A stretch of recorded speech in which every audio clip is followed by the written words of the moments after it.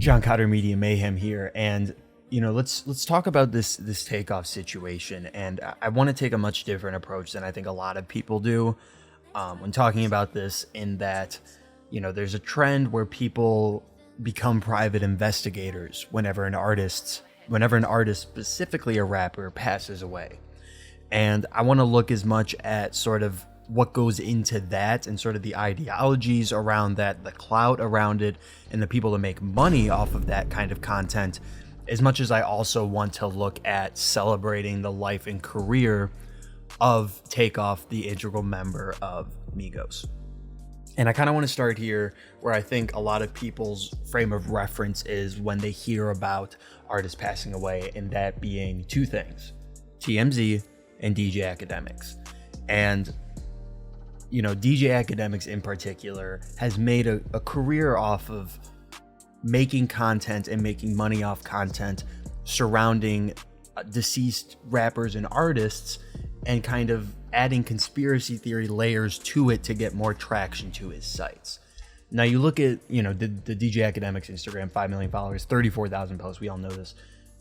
And today and yesterday, let's start right here. Takeoff post number 1. Boom, boom, boom, boom, boom. It's just an unbelievable amount of content. And it's not the fact that he's just posting the content. It's the fact that he's sharing it in the ways that he is. And it's not as much visible on his Instagram as it is on, say, his live streams. And if we take a look here at this clip, DJ Akademiks finds one of Takeoff's alleged, you can see it here, while doing research on his live.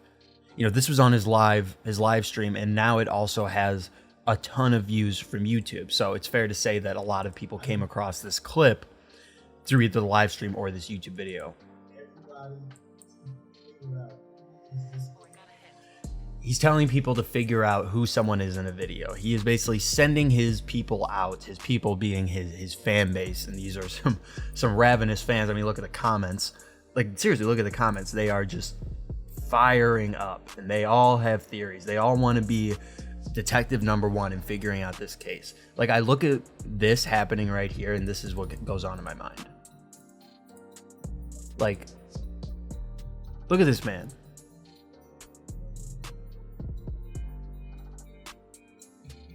I think it's ridiculous. I think it's as ridiculous as it is, insensitive, because this is nothing new for DJ Akademiks. He knows exactly what he's doing, and him sort of sending the dogs out to find out what's going on. And this just happened with PNB Rock's case, where, when the police and the detectives actually went in and looked at the case, they saw, his girlfriend posting an Instagram story ended up not having anything to do with the situation. But because of people like DJ Akademiks, she got hounded, she got harassed in that moment of contention in her life, where she was clearly already grieving and going through whatever else she was going through with her loved one passing in such a tragic way. And then here comes this clown saying, okay, but let me look at this from the minimal amount of footage I have and exposure from this situation.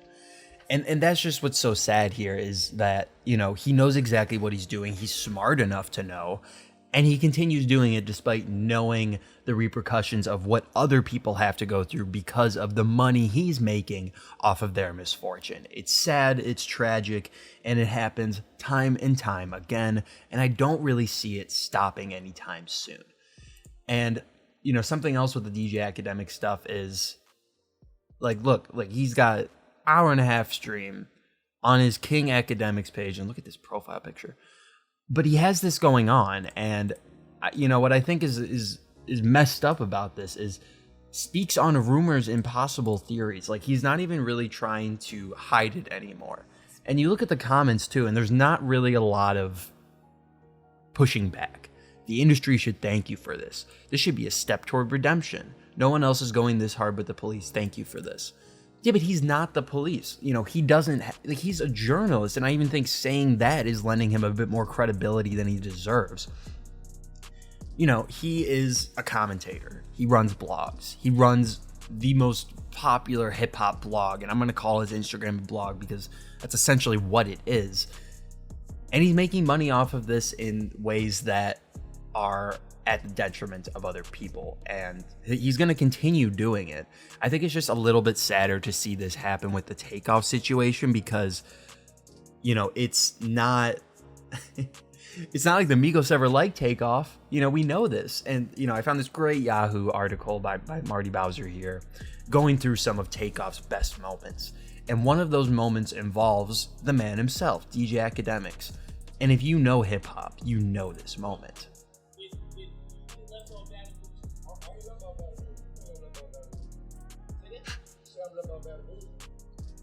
What's that? Yeah.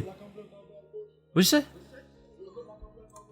Okay, Akademiks is so you can't even understand what the Migos are trying to say. You are not fluent in the Migos style of speaking, which if you are a hip hop fan and you've been listening to them, you should be able to understand what he's saying in that situation. But even besides that, we all know Takeoff's, is he mumbling a little bit? Sure, but that's the point, because Akademiks is asking him stupid rhetorical questions. He knows the answer. And he knows that Takeoff and the other members of the Migos are not going to come out and give him this elaborate explanation as to why Takeoff wasn't on Bad and Bougie. Takeoff decided to take that drama and say, I'm just going to say I was on the song, and it was hilarious. And Akademiks just couldn't get the joke. I don't know if he couldn't get the joke or he couldn't hear it, but we all know what happened here. Joe Budden leaves and they just squad up. What a legendary Migos moment. Another great moment is this one in particular that makes me laugh every single time. And I think a moment that a lot of people missed a bit is that, Quavo and Offset, specifically Quavo, thought even they think he's the best one out of the group. And it's just like those sort of moments, I think, don't really show themselves to the mainstream until moments like this. And, with Takeoff in particular, when the group split, it seemed like he was garnering the most attention in terms of, what people didn't expect. People looked at him and said, in particular Takeoff, and said, I want to hear some solo stuff from him, because he definitely had the most, I want to say, identifiable flow out of the group. Quavo might have had the most, mainstream appeal to his sound, and then you have Offset with his singles, and then the Cardi B stuff that comes with that, and then Takeoff. I think that this Los Angeles Times article, this quote at the end here, describes it perfectly. I'm laid back and I'm chill, but it's time to pop it. It's time to give me my flowers. I don't want them to lay down when I'm not here. I want them right now. And, that's a very tragic statement to not only read, but understand in the grand scheme of things within, Takeoff, knowing that he deserved more attention than he was getting. Well, he deserved more celebration than he was getting. Obviously, if you're in the Migos, you have attention, but attention is not the same as getting your flowers. Getting your flowers is bigger than that, in that people recognize you as a talent, not just as somebody that is a moniker in this space. And Takeoff was clearly more than that. He knew it. The rest of the Migos knew it. And the last thing I'm going to do is delve into this situation and pretend like I know more about it than I really do. Because that's what people like DJ Akademiks do. And that just creates a whole nother circle of negativity around this, and perpetuates the idea that, being involved in stuff like this, and by being involved, I mean inserting yourself into this drama, it doesn't end well for you, in that it creates a legacy for yourself like DJ Akademiks, in that you are only there to pick up the scraps that rightful journalists don't want to touch, because they realize how damaging they can be to other people. Thank you for listening. This was kind of more of a rant about DJ Akademiks and sort of the news coverage around that in TMZ, and the tumultuous, vitriol that they show with disrespecting specifically Black people and the ways that they pass away, and sort of making that a spectacle, and putting the cameras in their faces and sharing that for everyone to see. And, I actually think JPEG Mafia put it best. And let me just find this tweet to end this video off on, because I think this is sort of the truth that a lot of people don't want to hear. And that's it. I think that's a big part of this. I think it's a big part that a lot of people don't want to talk about, and I think it's a shame that DJ Akademiks clearly knows that this, or at least the semblance of this idea, is true, but not even he himself will come to terms with it now, and I don't think he's going to come to terms with it in the future. So RIP Takeoff. It's great that, you know, there are some articles out there that are celebrating the moments rather than diving into the unknown of the violence of the moment itself. So it's great to see this. It's very few and far between, though. I'd love to see more of this kind of coverage moving forward, and it really is the kind of coverage that I like to take with events like this. And also, one more thing. I have to show you this. I don't know what it is with Twitter rat meme accounts thinking that they like, okay, we're getting shown a random text here, and then, oh, this is moments before, and look at the numbers this does, and there's no, like, this is just a screenshot. There's no context, there's nothing.